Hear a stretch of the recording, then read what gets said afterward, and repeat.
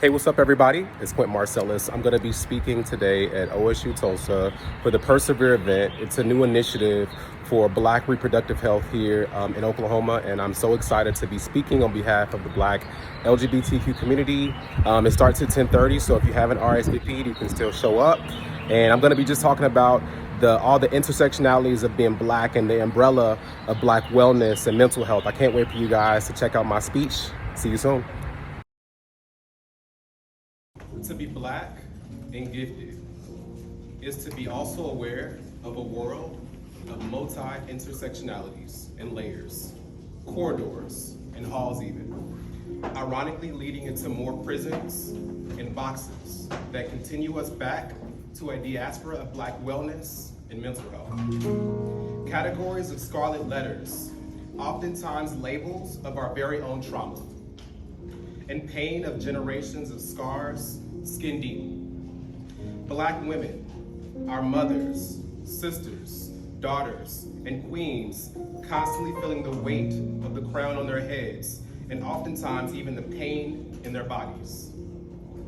Still being gaslighted back into a world of disempowerment and neglect, oftentimes from our very own primary care doctors.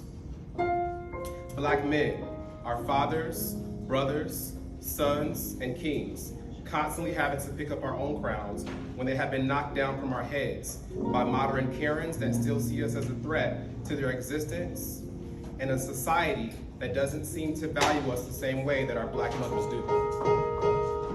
Pushing us further down a narrow hallway of depression, failed attempts of self-preservation through abuse of drugs and alcohol, and some of us being forced into mindsets about our masculinity that are toxic, leading us to closets of internalized homophobia and secrets.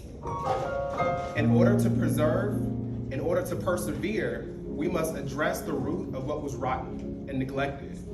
In order to address our reproductive health, we must value our minds and bodies beyond the limitations that our own country has placed upon our community and speak up. As Black men and women, we must see ourselves more than just somebody's baby mama or baby daddy, and as a healer of generational trauma, a village, and the keepers of healthier reimagined standards. As people of color, we must not be afraid to look at our painful history with our chest up and our heads held high, reminding ourselves that our ancestors were royalty. Healing is not linear. There is not a straight path or blueprint to our trauma. But if we use our minds, bodies, and spirits to uplift and not tear down, make love and not sexualize, and spread peace instead of regurgitating harmful religious trauma and shame, we can begin to manifest a community of leaders, cohorts, initiatives, and nonprofit organizations for us, by us.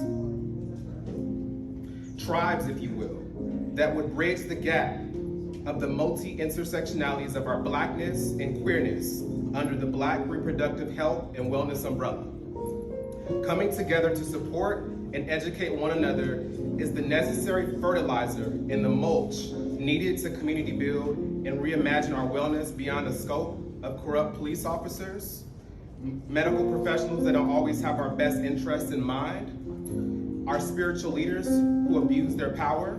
We must use these cards that we have been dealt not as a burden, but as a way to transmute our pain into power that benefits the wholeness of ourselves and the communities that we serve. I say.